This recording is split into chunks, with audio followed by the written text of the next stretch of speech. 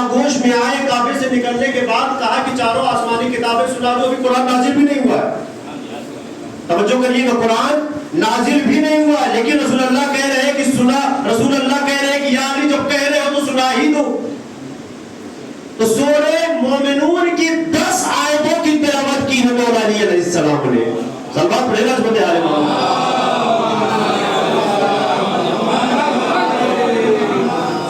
عزیزان محترم، تو اہل ذکر سے مراد صرف محمد و آل محمد ہے. اگر آپ کو کسی چیز کا علم نہیں ہے تو آپ اہل ذکر کے پاس جائیے. اگر اہل ذکر نہیں مل رہے تو پھر کون بتائے گا؟ پھر وہ بتائیں گے، وہ مجتہدین کرام بتائیں گے کہ جنہوں نے علوم آل محمد کو ذخیرہ کیا ہے. آپ ان سے پوچھیں، آپ ان سے رابطہ کریے. اگر بات آ گئی تو میں آگے بڑھوں، طبیعت نہیں بات ہوگا چونکہ اس کے بعد بھی مجالسوں کا دور ہے اور مومنین کو شرکت بھی کرنا رہتا ہے. سلام پڑھیں عظمت آل محمد.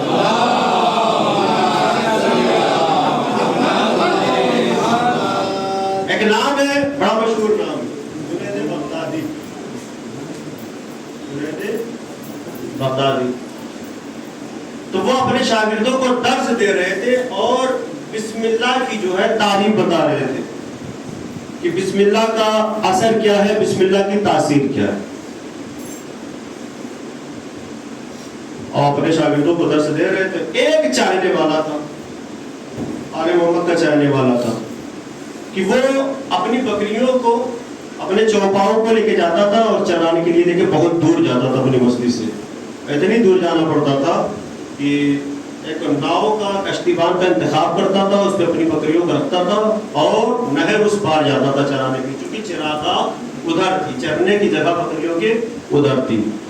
تو بیچارہ روز جاتا تھا، لیکن جب تک چراتا رہتا تھا جنید بغدادی کی گفتگو بھی سنتا رہتا تھا کہ کیا کہہ رہے ہیں، کیا بول رہے ہیں.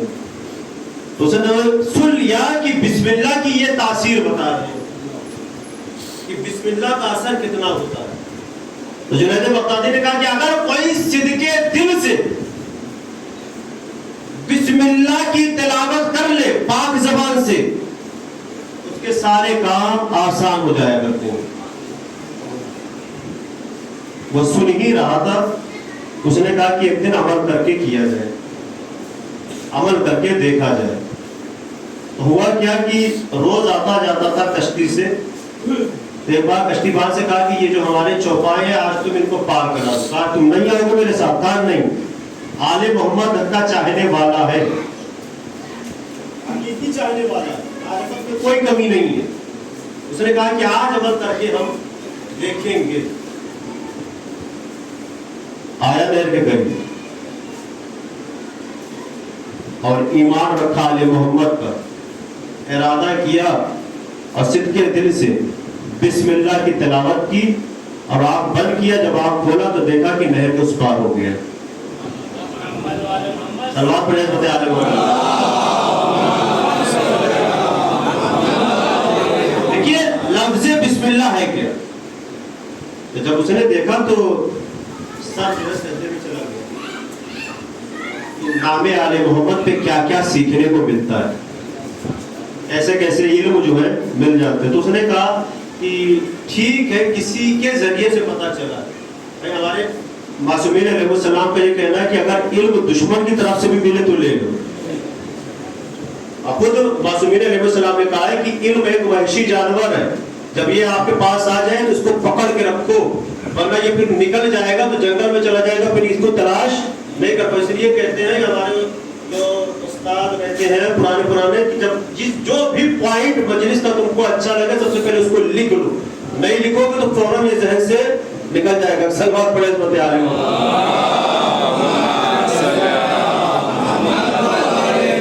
یہ تو بڑا اچھا ہے کہ آل محمد کے وسیلے سے کیا سیکھنے کو مل گیا، کیسے کیسے علم مل گئے. کہا انہی کی وجہ سے چلو پتہ چلا ہے یار، تو کیوں نہ ان کی آج جو ہے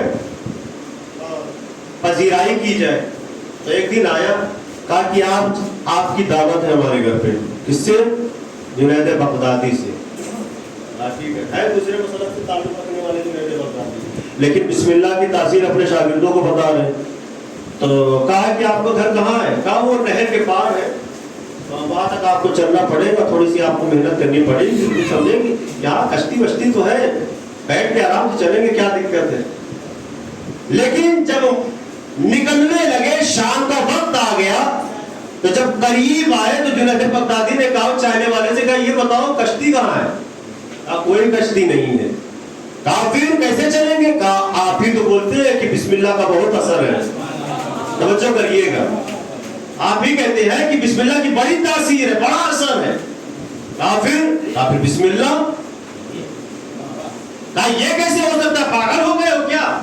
تو میں شاگردوں کو بتا رہا تھا. کہا پھر شاگردوں کو زبان سے بتا رہے تھے, عمل 1% بھی نہیں ہے. توجہ کریے گا. تو پھر ایسی بات کیوں کہ جس پہ عمل خود کا نہ ہو. پھر شاگرد بھی سن کے لے کے وہی کریں گے جیسا آپ کریں گے. تو کہا نہیں ایسے نہیں ہو سکتا. کہا نہیں ابھی میں نے کل ہی کر کے دیکھا ہے. آپ کر کے بتاؤ, کر کے بتاؤ. اب پھر چاہنے والا ہے اسی طریقے سے اللہ پر, محمد و آل محمد پر ایمان رکھ کے اور سب کے دل سے بسم اللہ کہہ کے, اب جو اسے قدم بڑھائے تو پار ہو گیا. اب پار جب ہوا تو کہا بسم اللہ, اب آپ بھی آ جائیے. اب یہ کرے تو کیا کرے, بتا کے پھنس گئے. توجہ کریے گا, بتا کے پھنس گئے. اب بسم اللہ کہہ کے جانا ہے, دعوت کو قبول کرنا ہے. بھائی اگر بسم اللہ نہیں کہیں گے تو ملے گا بھی نہیں. توجہ کریے, کہاں تک جائے, کیسے جائے, نہ کشتی ہے نہ کشتیمان ہے. کہا ٹھیک ہے چلو, اب اس کو دکھانے کے لیے تو کرنا ہی پڑے گا. اب جیسے ہی انہوں نے بسم اللہ کہا تو بسم اللہ کہا تو پھر کیا ہوا کہ سارا جسم پانی میں, اچھا پانی میں چلا گیا تو وہ بھی دیکھ رہا تھا. کہا کوشش کریے کسی طریقے سے آئیے. معاملہ کیا ہوا, اچھا رزلٹ کیا نکلا, اس کا رزلٹ یہ نکلا کہ وہ پار ہو گیا. یہ پار نہیں ہو پائے, کیوں؟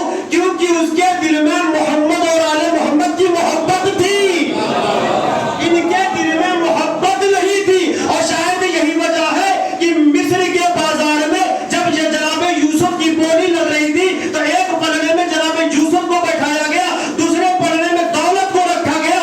دولت اتنی لیکن پھر بھی جناب یوسف کا پلڑا بھاری, پلڑا نہیں اٹھ رہا ہے. شاید جناب یوسف نے کسی کو بلا کے یہی کہا ہوگا کہ بھیا ایسا ہے کہ دولت کو ہٹا دو, صرف بسم اللہ لکھ کے رکھ دو. اب جیسے ہی بسم اللہ لکھ کے رکھا گیا تو بسم اللہ کا پلڑا بھاری ہوا, جناب یوسف کا پلڑا ہلکا ہوا. یعنی جناب یوسف نے بتا دیا, یاد رکھنا بکوں گا تو دولت کے نام پہ نہیں بکوں گا, اللہ کے نام پہ بکوں گا. سلوات پڑھیں محمد آل محمد.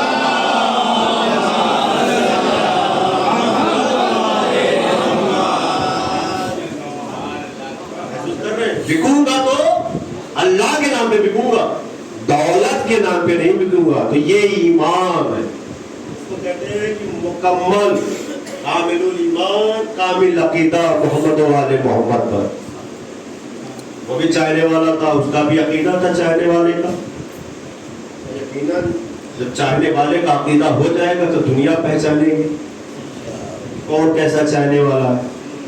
اب میں نے بارہا عرض کیا کہ یہ دنیا دار فانی ہے, کہ امتحان کی جگہ ہے. دنیا میں بہت سی چیزیں دیکھنے کو ملے گی, جہاں عزت ہے وہیں دولت ہے, جہاں دولت ہے وہیں عزت ہے. دیکھنا ہمارا کام ہے کہ عزت ہمارے لیے بہتر ہے یا دولت ہمارے لیے بہتر ہے. لہٰذا دولت کا بھی انتخاب کرے تو اس دولت کا انتخاب کرے کہ جس دولت میں عزت ہو. جب بات یہاں تک آ گئی تو ایک میسج ہے ہمارے لیے, پیغام ہے ہمارے لیے کہ واقعہ آپ کی خدمت میں عرض کر دوں. جناب عیسیٰ روح اللہ ہے, اپنے شاگرد کے ساتھ جا رہے تھے. سلمان پلیز بتا رہے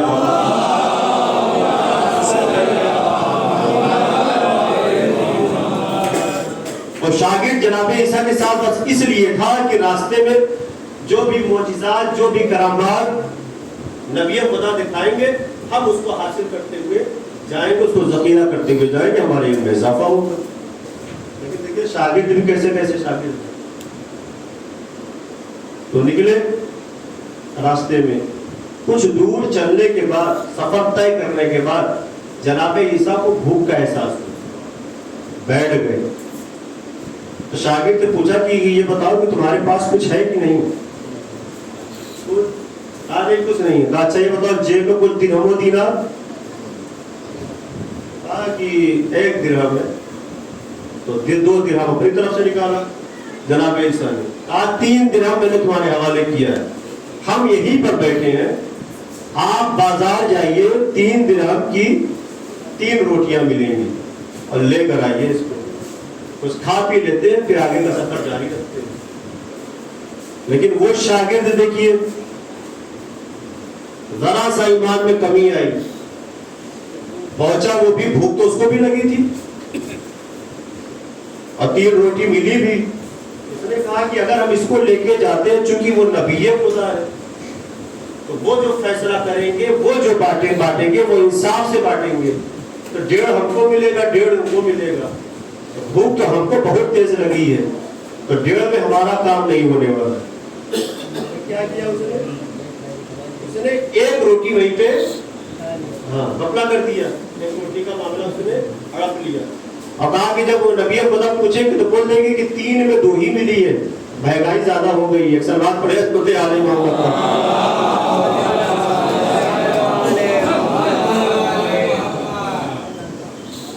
کھا لیا اس نے راستے میں.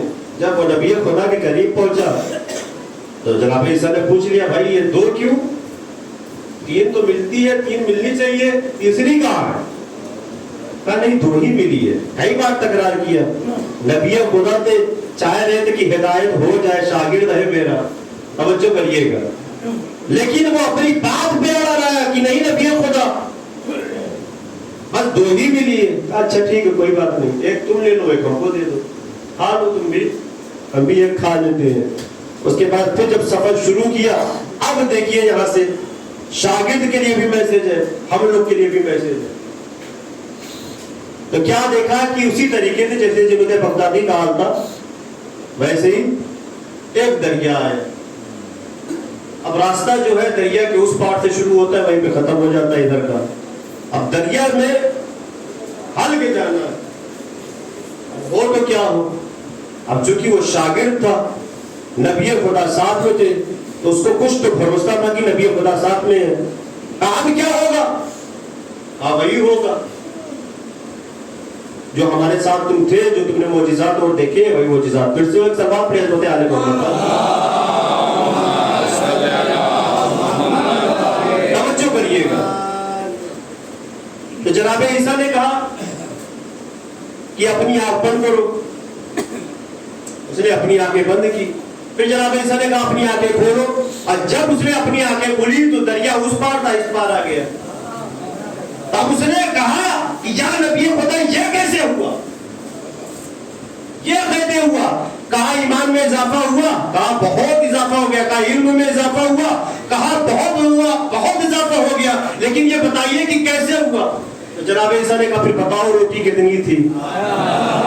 توجہ کریے گا, پھر بتاؤ روٹی کتنی تھی. کہا نہیں 2 ہی روٹی تھی. اچھا ٹھیک ہے کوئی بات نہیں, چلیے اب پھر آگے بڑھے.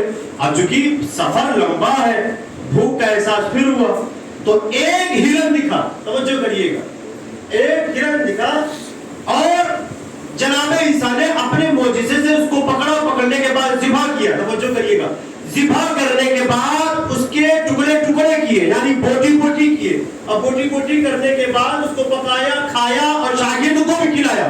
اور کھلانے کے بعد ایسا معجزہ کیا کہ پھر وہ ہرن کھڑا ہو گیا. توجہ کریے, اب کھڑا ہوا تو وہ چوکڑی پھاڑتا ہوا دوڑتا ہوا نکل گیا. پھر اس نے کہا یا نبی خدا یہ کیسے کیا آپ نے؟ کہا علم میں اضافہ ہوا, کہا بہت اضافہ ہو گیا. کہا پھر تمہاری ہدایت بھی ہو رہی, کہا بہت ہو رہی ہے. کہا پھر بتاؤ روٹی کتنی تھی؟ 2 ہی روٹی تھی. ایک سلمان پریس ہوتے آ رہے محمد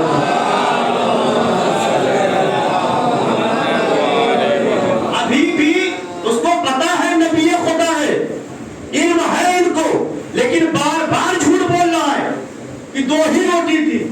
اچھا ٹھیک ہے, پھر آگے بڑھے تو دیکھا کہ ایک لاش پڑی ہوئی ہے. اب وہ مرد مومن تھا جو مرنے والا تھا, کسی نے اس کو مار دیا تھا بیچارے کو. اب وہ دولت کی لالچ میں ہو, یا کسی رنج میں, یا کسی بغض میں, یا کسی حسد میں مار دیا. نبی خدا کھڑے ہو گئے اور اس کے جسم پہ ہاتھ رکھا. کیا پڑھا کہ وہ مردہ زندہ ہو گیا. اور مردہ سلوات پڑھیں رحمت علیہ محمد، مردہ زندہ ہو گیا اور نبی خدا کو سلام کرتا ہوا نکل گیا۔ اب شاگرد نے پھر اس منظر کو دیکھا، پھر اس معجزے کو، اس کرامات کو دیکھا، کہا یا نبی خدا یہ کیسے کیا آپ نے، یہ کیسے کیا آپ نے؟ کہا بتاؤ علم میں اضافہ ہوا؟ کہا بہت اضافہ ہو گیا۔ پھر بتاؤ روٹی کتنی تھی؟ ابھی بھی 2 ہی ہے، روٹی بڑھ نہیں رہی ہے، اور بڑا ڈھیٹ شاگرد ہے، اور وہ بھی کہہ رہا ہے کہ آپ نبی خدا ہے تو ہم بھی دیکھ لیں گے، لیکن وہ نبی خدا تھے۔ اب ایک جگہ معاملہ جا کے پھنس گیا، اور کیسے پھنسا کہ چلتے چلتے جناب عیسیٰ کی نظر کسی جگہ پر پڑی تو بیٹھ گئے، تو زمین کو تھوڑا سا صاف کیا، صاف کرنے کے بعد کیا دیکھا کہ 3 سونے کی اینٹیں۔ شاگرد کی آنکھ بھی چکا چوند ہو گئی کہ 3 سونے کی اینٹ۔ اب یہاں پہ تو فیصلہ اچھا ہوگا، یہاں پہ ہمارے ان کے علاوہ تو کوئی ہے نہیں، وہ بھی بیٹھ گیا۔ یا نبی خدا 3 سونے کی اینٹ؟ ہاں پھر بٹوارا ہوگا، ظاہر سی بات ہے، ہمارے تمہارے علاوہ کوئی ہے ہی نہیں، کوئی اور اس کو چور ڈاکو اٹھا کے لے کے جائے، سے ہم اس کی حفاظت کر لیں، پھر بٹوارا کیسے ہوگا؟ بٹوارا کیسے ہوگا؟ اس نے کہا کہ میں بتاتا ہوں بٹوارا کیسے ہوگا۔ جناب عیسیٰ نے کہا کیسے؟ کہا ایک آپ کی، ایک ہماری، اور تیسری میں سے آدھی آدھی، 1.5 آپ کی ہو جائے گی، 1.5 ہماری ہو جائے گی۔ تو نبی خدا نے کہا نہیں، ایسے بٹوارا نہیں ہوگا۔ کہا کیسے بٹوارا؟ کہا ایک ہماری، ایک تمہاری، پھر تیسری کس کی؟ کہا تیسری اس کی جس نے تیسری روٹی کھائی ہے۔ بچوں کریے گا، کہا تیسری اس کی جس نے تیسری روٹی کھائی ہے۔ اب اس نے کہا یا نبی خدا وہ تیسرا میں ہی ہوں۔ ایک سلوات پڑھے عظمت آل محمد۔ گاڑی پھنس گئی۔ یہ دیکھیے کیا ہوتی ہے دولت، گاڑی پھنس گئی۔ جیسے ہی اس نے کہا کہ وہ تیسرا میں ہی ہوں جس نے تیسری روٹی کھائی ہے، ایک مرتبہ جناب عیسیٰ نے وہ جو سونے کی اینٹیں تھی اس کی طرف دیکھا اور کہا کہ جا تجھے مبارک ہو، تو سمجھے اور تجھ سے اللہ سمجھے، یہ کہہ کے آگے بڑھ گئے۔ لیکن ابھی واقعہ ذرا چھوٹا تھوڑی نہ ہے کہ میں جملہ مار دوں۔ سلوات پڑھے حضرت آل محمد۔ بڑے بڑے ذاکرین کرام بڑے بڑے واقعے کو چھیڑتے ہی نہیں، ایک سلوات پڑھے حضرت آل محمد۔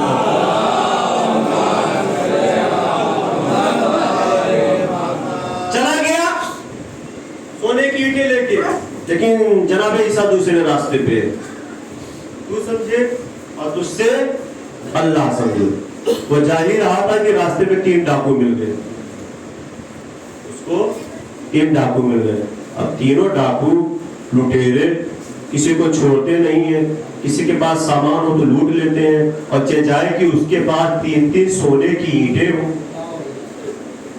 تو جیسے ہی اس کو دیکھا، اس کو پکڑا، اور پکڑنے کے بعد اس کو ہلاک کر دیا، مار دیا۔ لیکن اب تینوں بیٹھ گئے اسی جگہ، کہنے لگے ایسا ہے کہ دیکھو یہ تو ہمارے حصے میں آئی گئی ہے ایک ایک، اب کچھ دیر بیٹھ کے ہم لوگ بھی اپنی بھوک و پیاس کو مٹا لیتے ہیں۔ تو اس میں سے کسی ایک کا انتخاب ہوا کہ جاؤ بازار سے کچھ لے کے آؤ، یا کہیں سے کچھ مل رہا ہے تو لے کر آؤ تاکہ ہم کھا پی لیں۔ اب وہ جو گیا وہ اپنی تدبیر کے ساتھ گیا۔ ایک سلوات پڑھے حضرت آل محمد۔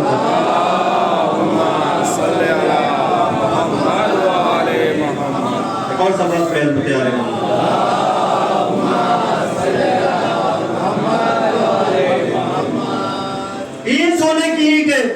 ملی، مارا گیا۔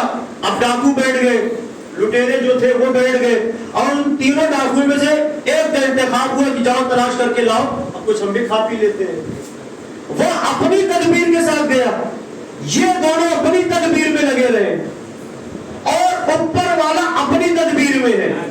توجہ کریے گا، اور قرآن میں یہ ہے بھی کہ وہ بہترین تدبیر کرنے والوں میں سے ہے۔ اچھا، وہ سوچتا ہوا جا رہا تھا کہ ہم کھانا یہیں پہ کھا لیں گے، ہم کھانا یہیں پہ کھا لیں گے، ان کا جو ملے گا اس میں ہم ملا دیں گے تاکہ ان دونوں کا کام ہو جائے اور دونوں اینٹیں سونے کی ہمارے حق میں آ جائے۔ یہ سوچ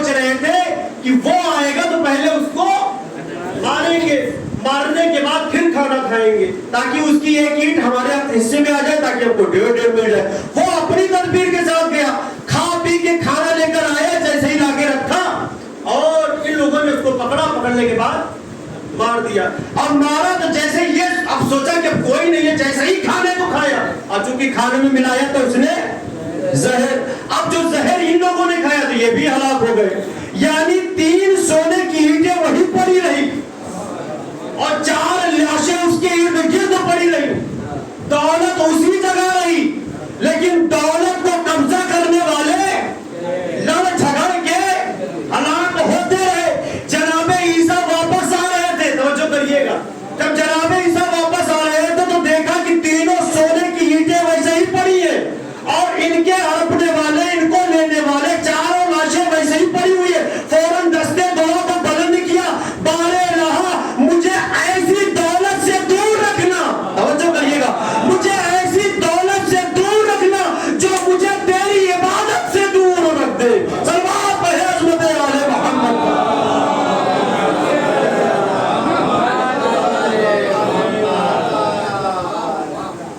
محسوس کیا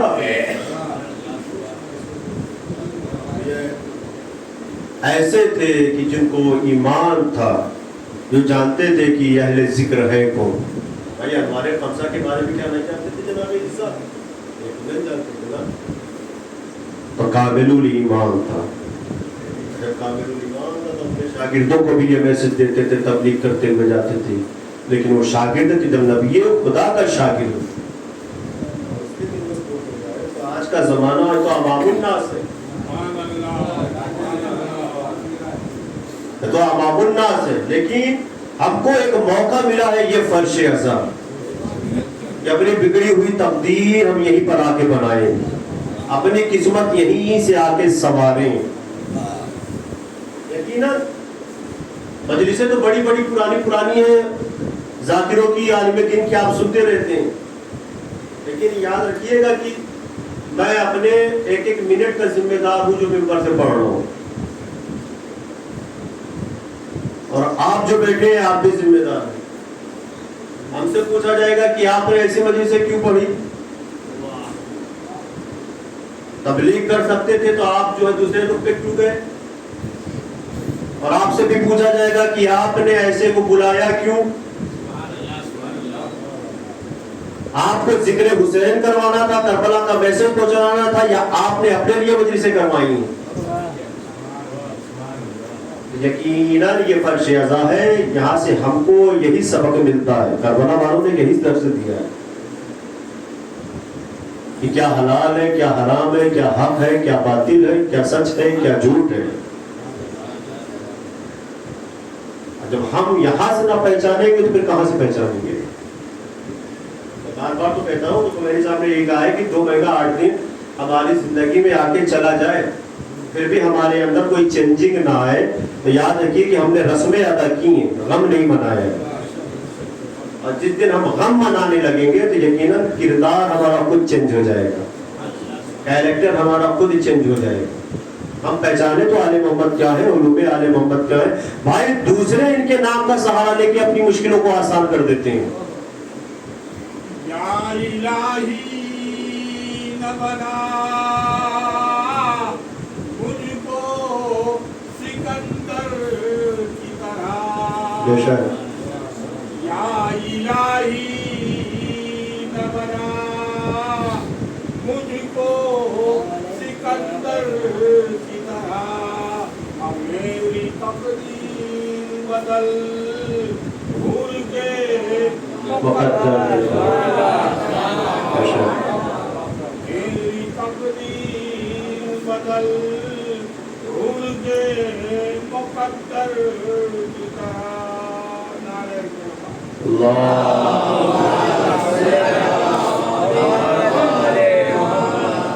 تو عزیزان محترم, یہ اہل ذکر ہے, لہذا ہم اپنے آپ کو ان کے سامنے کھڑا کریں. یہ آل محمد, یہ علوم آل محمد جو ہمارے سامنے, جو ہماری کتابوں میں ہے, اب تو ترقی یافتہ زمانہ ہے کہ موبائلوں میں بھی علم آ گیا ہے, علوم آل محمد کو موبائلوں میں بھی کر دیا گیا ہے, تو وہاں سے آپ لے سکتے ہیں نا. آپ کوشش تو کریں. جب آپ کوشش نہیں کریں گے تو پھر کیسے آپ چاہنے والے رہیں گے؟ پھر یہی ہوگا کہ آپ زبانی دعوے کرتے ہیں، دل سے دعویٰ نہیں کرتے. یہ بتائیے کیا شیعوں کا سب سے بڑا دشمن کون ہے؟ یا یوں میں نے غلط سوال کر لیا، مسلمانوں کا سب سے بڑا دشمن کون ہے؟ مسلمان میں سنی بھی ہے، شیعہ بھی ہے، اسرائیل، یہودی. لیکن ایک واقعہ میں آپ کی خدمت میں عرض کرتا ہوں کہ مولا متقیان علی ابن ابی طالب علیہ السلام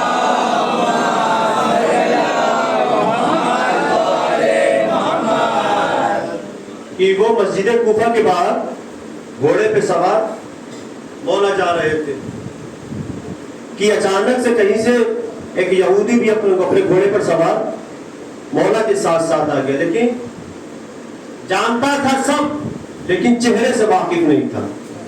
مولا کے چہرے سے وہ یہودی واقف نہیں تھا، جانتا تھا سب. اور جب چلتے رہے، مولا نے بھی کچھ نہ بولا، وہ بھی کچھ نہ بولا.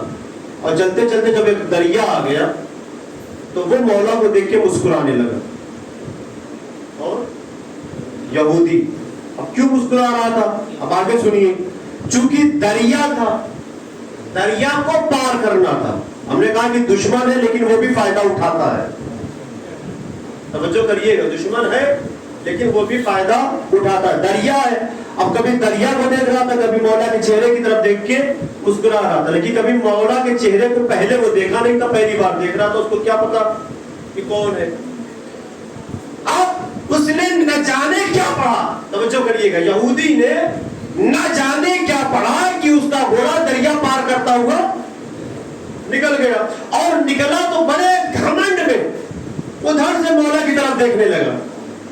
اور دیکھنے کے بعد کہنے لگا کہ جس طریقے سے میں نے پار کیا ہے، اگر پار کر سکتے ہو تو آ جاؤ. اب اس کو یہ نہیں پتا تھا کہ کس سے ہم کلام ہے. جس نے یہ کہا ہو کہ زمین سے زیادہ آسمان کے راستوں کے بارے میں جانتا ہوں، کہا ٹھیک ہے آتا ہوں، انتظار کرو. مولا نے اس سے کہا کہ اپنی آنکھوں کو بند کرو. اب جیسے اس نے اپنی آنکھوں کو بند کیا، پھر مولا نے کہا کھولو، تو کیا دیکھتا ہے کہ مولا اس کے بازو میں کھڑے ہیں. کہا یہ کیسے کیا؟ وہ سمجھ رہا تھا کہ صرف میں ہی جانتا ہوں. اس نے مولا سے پوچھا یہ کیسے کیا؟ مولا نے کہا پہلے یہ بتاؤ تم نے کیسے کہا؟ کہا میں نے اس میں آدم میں سے ایک نام لیا ہے. توجہ کریے گا، ایک نام لیا. کہا کس کا نام لیا؟ کہا علی کا.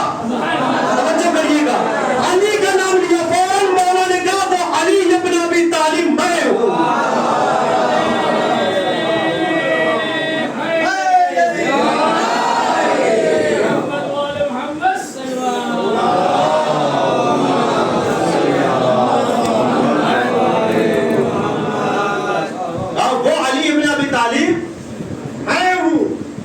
جیسے اس نے کہا کہ آپ علی ابن ابی طالب، آپ کا تذکرہ ہے ہماری کتابوں میں، فوراً اتر گیا اور مولا کے دست پر ہاتھ پر ایمان لے آیا.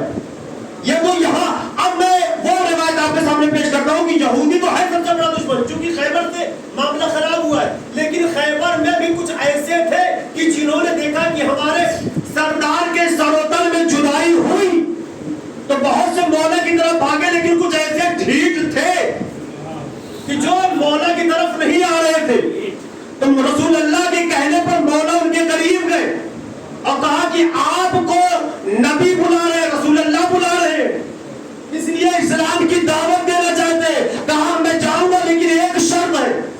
کیا شرط ہے؟ کہا آپ نے قلعہ کو فتح کر لیا، خیبر کو فتح کر لیا، لیکن یہاں پر ایک کنواں ہے.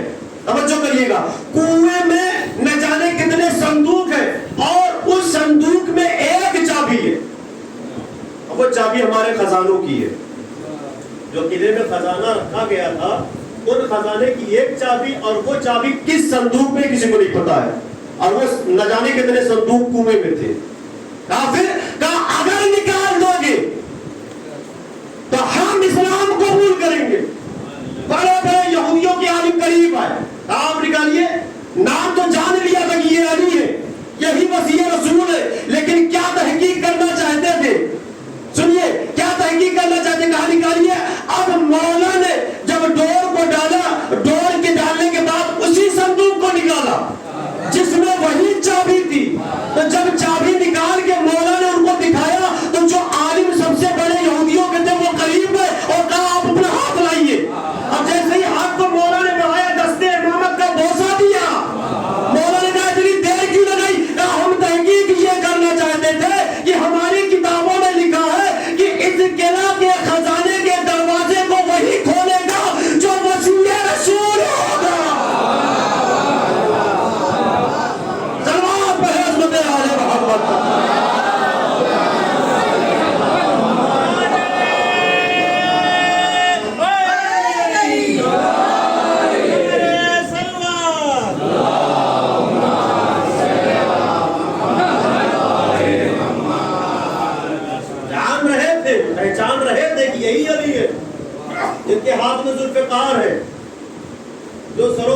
رہی ہے، لیکن تحقیق کرنا چاہتے تھے اور پر رکھنا چاہتے تھے کہ ذرا اور تحقیق تو کر لے. جو ہماری یہاں کتاب میں لکھا ہے کہ اس قلعے کے دروازے کو یا اس خزانے کے دروازے کو وہی کھولے گا جو مسیح رسول ہوگا.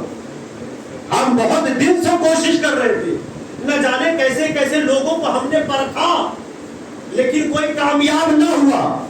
آج جا کے دروازہ کھلا، چابی ملی ہے تو ہم نے بھی سمجھ لیا کہ وہ مسیح رسول، وہ جانشین رسول، وہ وزیر آپ ہی علی بن ابی طالب ہیں.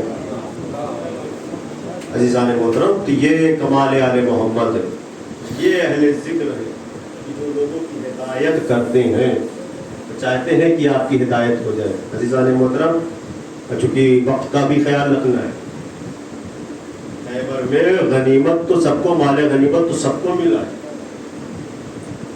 نہ جانے کتنا کتنا سب کو ملا ہے. سب سے زیادہ جنگ خیبری سے سب کو مال غنیمت ملا ہے. اس کی وجہ یہ ہے کہ جو وہ سونے کا دروازہ تھا جس کو مولا نے اکھاڑا تھا، اب بڑے بہت سے ذاکرین کرام تو ایسا اکھاڑ کے اس کو اوپر پھینک دیتے ہیں کہ آج تک خیبر کا دروازہ ہوائی میں اڑا ہے، واپس ہی نہیں آیا. اٹھا کے پھینک دیا مولا نے، ایسا اٹھا کے پھینکا کہ وہ آسمان میں چلا گیا. تو بھیا آسمان میں گیا تو گیا کہاں؟ دیکھیے قبلہ تشریف فرمائے، روایت میں آپ کے سامنے رکھتا ہوں، کئی کتابوں کی روایت ہے کہ جب فتح ہوا قلعہ تو سونے کا دروازہ تھا، تو سونے کے دروازے کو توڑا گیا ہے، ٹکڑے ٹکڑے کیا گیا ہے، اور وہ مال غنیمت بٹا ہے لوگوں کو. ہاں، نہ جانے کتنے کھجور کے باغات تھے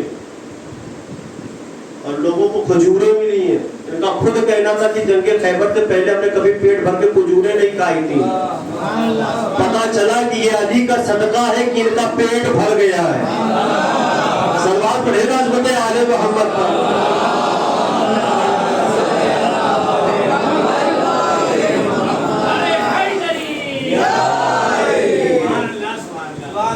یہ علی اور ذوالفقار کا احسان تھا، صدقہ تھا کہ ان کے پیٹ بھر گئے. ورنہ یہ تو دھوکے مارے پھر رہے تھے رسول اللہ کے پیچھے پیچھے، جو کچھ رسول کو ملتا تھا وہ ان کو مل جاتا تھا.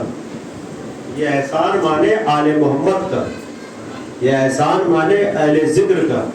یقیناً احسان ماننا چاہیے کہ انہوں نے اسلام کی حفاظت کی ہے، اسلام کو بچایا. یہ محافظ اسلام ہے، محافظ قرآن ہے، محافظ دین ہے. اور یقیناً خیبر میں سب کو ملا کریں، سب کو. جب مولا علی گھر پہ اپنے آئے ہیں نا تو خالی ہاتھ میں صرف ذوالفقار. جب نہیں جناب فاطمہ زہرا نے بھی پوچھا، اے ابا الحسن، آج بابا نے سب کو مال غنیمت کیا، تو یقیناً آپ تو سردار تھے لشکر کے، آپ علم بردار تھے، تو آپ کو بھی مال غنیمت ملا ہوگا. کیا جناب فاطمہ زہرا کو نہیں پتا تھا؟ یقیناً پتا تھا. لیکن انہوں نے جو میں سوال کیا ہے وہ ہمارے اور آپ کے لیے، تاکہ راویان کرام اس بات کو لکھیں. مولا نے کہا ہوگا بنت رسول یقیناً ملا. جب مال غنیمت لے کے چلا، خیبر سے واپس ہو رہا تو دیکھا کہ کچھ بیویاں ہیں جو اپنے بچوں کے ساتھ کھڑی ہیں، ہمارے راستے پر ہیں. میں نے کمبر سے کہا کمبر جا کے پوچھو کہ ان کی پریشانی کیا ہے، ان کی مشکل کیا ہے، کا مسئلہ کیا ہے. کمبر گئے واپس ہے، مولا وہ کہہ رہی ہے کہ ہمارے گھر میں کئی دنوں سے فاقہ ہے، ہمارے گھروں میں کئی دنوں سے فاقہ ہے، کھانے کو کچھ ہے نہیں. تو ہمارے غنیمت ملا تھا، مولا کو کمبر کے حوالے کر دیا. کمبر، یہ جو بیوہ اور جو یتیم بچے اور مسکین بچے کھڑے ہیں نا، بانٹ دو، تقسیم کر دو. یہ آل محمد ہے، یہ کریم ابن کریم ہے، یہ سخی ابن سخی ہے. جو کچھ ملا قربان کر دیا اسلام کا، ابھی کسی سے کچھ مانگا نہیں. ہاں، 3 موقع ایسے ہیں کہ جہاں پہ آل محمد نے مانگا لیکن نہیں دیا گیا. میں آ گیا صاحب پر. 3 موقع ایسے ہیں کہ جہاں پر آل محمد نے مانگا تو لیکن دیا نہیں گیا، فراموش کر دیا گیا، ظلم اٹھائے گئے. پہلا موقع جناب فاطمہ زہرا نے دربار میں اپنا حق مانگا، لیکن ظالموں نے حق نہ دیا۔ دوسرا موقع سنیں گے، ایام ازاں چل رہا ہے، ابھی آپ نے مسائل سنا ہے کچھ دن پہلے۔ دوسرا موقع وہ ہے کہ جب شیرخوار کے لیے، صغیر کے لیے امام حسین علیہ السلام کربلا کے میدان میں سوال آب کیا، اے فوج اشکیا، یہ بچہ بھی 3 دن کا بھوکا پیاسا، ایک قطرہ آب دے دو، لیکن پانی نہ ملا۔ جواب میں کیا ملا؟ تیر ملا، وہ بھی تیر سے شعبہ، جو جانوروں کا شکار کرنے کے لیے تیر رکھا جاتا ہے۔ تیسرا موقع سن سکیں گے آپ؟ جب انہوں نے مانگا ہے تو نہ ملا۔ کوفہ و شام کے بازار میں بیویوں نے چادریں مانگی،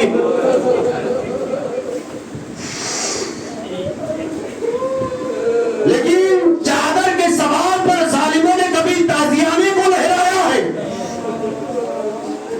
کبھی بچوں پر ظلم کیا ہے۔ ہاں عزادارہ نے امام مظلوم کربلا 11 محرم کو اہل حرم کو اسیر کر لیا جاتا ہے، قیدی بنایا جاتا ہے۔ جب 11ویں کی صبح آتی ہے نا تو جناب زینب جناب سید سجاد کے قریب آتی تو کیا دیکھتی ہے کہ سجاد حسرت بھری نگاہ سے مقتل کی جانب دیکھ رہے ہیں۔ ایک سوال کرتی ہیں، اے بھتیجے، کیا عالم غربت میں تم بھی ہمارا ساتھ چھوڑ دو گے کیا؟ جناب سید سجاد نے کہا، اے پھپھی اماں، انصاف سے بتائیے وہ بیٹا کیا کرے کہ جس کے جوان، جس کے بابا کا لاشا کربلا کی جلدی زمین پر پڑا ہوں۔ آئے بیٹا اتنا مجبور ہو کہ ہاتھوں میں ہتھکڑیاں، پیروں میں بیڑیاں، گلے میں داغ، کمر میں لنگر ہے، کہ اپنے باپ کو 2 گز کفن بھی نہیں دے سکتا ہے۔ اجرکم اللہ۔ مسائل آپ نے سنا ہے۔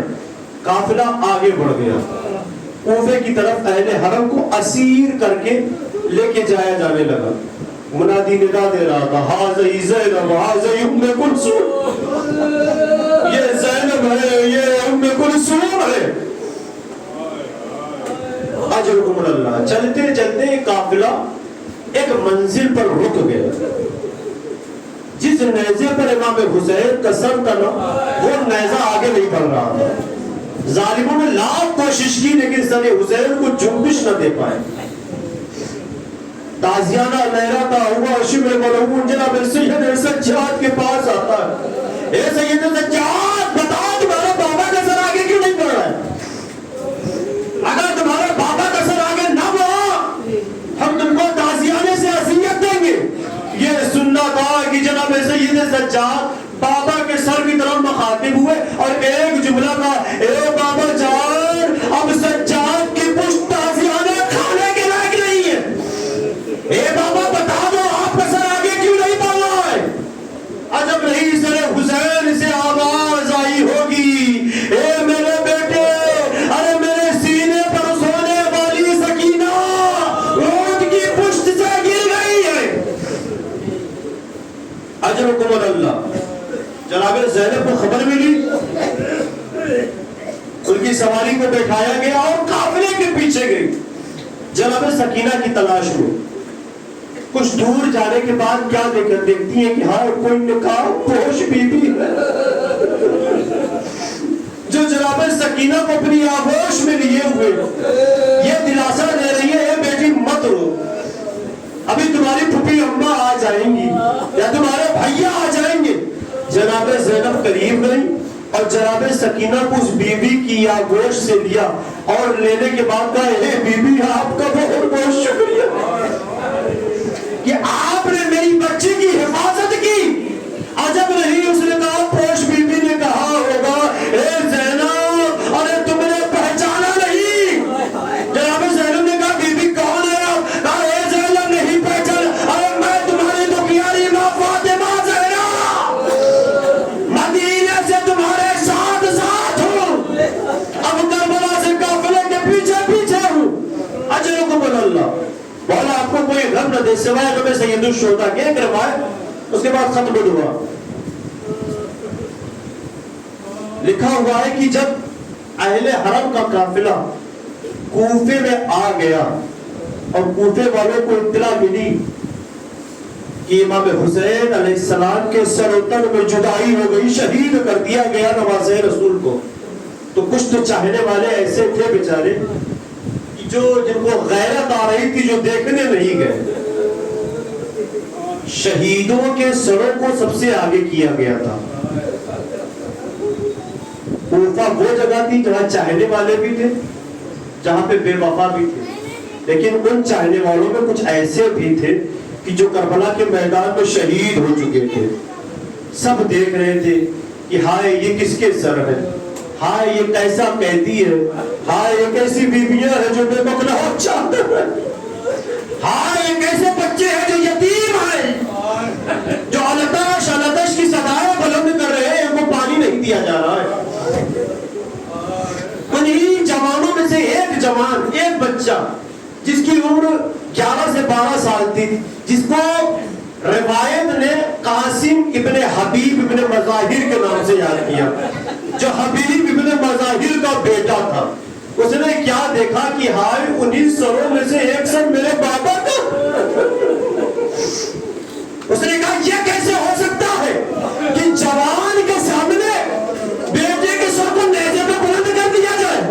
اتنا سنت ہے کہ وہ اپنے گھر پہ آتا ہے، تلوار لیتا ہے اور اپنے چند ساتھیوں کو جمع کرتا ہے کہ کسی بھی طریقے سے اپنے بابا کے سر کو ان سے لینا ہے، اور یہ کہہ کے آتا ہے اور حملہ کرتا ہے ان ظالموں پر جن کے ہاتھوں میں نیزے رہتے ہیں، جنہوں نے سر کو بلند کیا ہوا تھا شہیدوں کے سر کو. اور حملہ کرنے کے بعد اپنے بابا کے سر کو قاسم اپنی آغوش میں لیتے ہیں اور جناب سید سجاد کے قریب سے یہ کہتے ہوئے گزرتے ہیں ہائے جس کا جوان بیٹا ہو یہ کیسے ہو سکتا ہے کہ اس کے بابا کے سر کو نیزے پہ بلند کیا جائے. عجب نہیں جناب سید سجاد یہ منظر دیکھ رہے ہوں گے، بابا کے سر کی طرف مخاطب ہوئے، اے بابا ارے حبیب کا بیٹا آیا، اپنے بابا کے سر کو بچا لیا، لیکن ہائے سید سجاد اتنا مجبور ہے کہ اپنے بابا کے سر کی حفاظت بھی نہیں کر سکتا. ہائے سجاد کی غربت، ہائے سجاد کی بے قصی، ہائے سجاد کی مظلومیاں. انا للہ و انا الیہ راجعون. بقضائه وتسليما لأمره. على رسول الله